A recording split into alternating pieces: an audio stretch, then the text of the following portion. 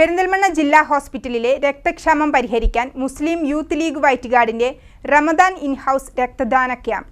റമദാൻ മാസത്തിൽ 4 ദിവസങ്ങളിൽ സംഘടിപ്പിക്കുന്ന ക്യാമ്പുകളിൽ ജില്ലാ ആശുപത്രിയിലെ IMA ബ്ലഡ് ബാങ്കിൽ 158 പേർ രക്തം നൽകി.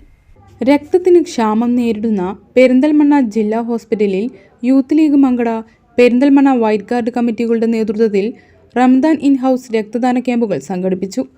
റമദാൻ മാസത്തിലെ 4 ദിവസങ്ങളിൽ നടത്തിയ ക്യാമ്പുകളിൽ 158 പേർ രക്തം നൽകി.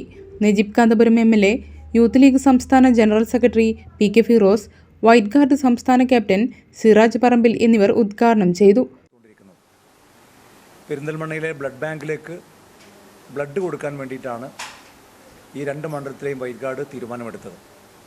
നോമ്പുകാലത്ത് എല്ലാവർക്കും അറിയാം, ബ്ലഡ് കൊടുക്കാൻ പൊതുവെ ആളുകൾക്ക് ഒരു വൈമനസ്യമുള്ള ഒരു സമയമാണ്. നോമ്പനുഷ്ഠിക്കുന്നവരെ സംബന്ധിച്ചിടത്തോളം അതിനുശേഷം ബ്ലഡ് കൊടുക്കുക എന്ന് പറയുന്നത് കുറച്ച് പ്രയാസമുള്ള കാര്യമാണ്.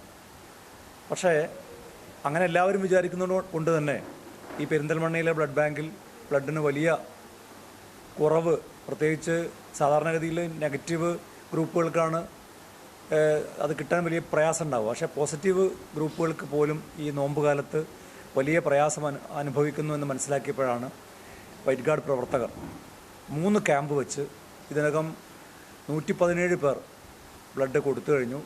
വൈറ്റ് ഗാർഡ് മങ്കട മണ്ഡലം captain Shebeer Manjambra, Perinthalmanna municipal Youth League general secretary Unais Kakkoothu എന്നിവരായിരുന്നു ക്യാമ്പ് കോർഡിനേറ്റർമാർ. ഉസ്മാൻ താമരത്ത്, KM ഫത്താഹ്, റാഫി കൊളത്തൂർ, നിസാം കുന്നപ്പള്ളി, അനീസ് മങ്കട, നാലകത്ത് ബഷീർ, കുറ്റിരി മാനുപ്പ, റഷീദ് ഏലംകുളം, മുൻഷീർ, നജിമുദ്ദീൻ ആനമങ്ങാട്, സലാം മണലായ, നബ്ഹാൻ, ആഷിഖ് പാതാരി, KT അഫ്സൽ എന്നിവർ നേതൃത്വം നൽകി.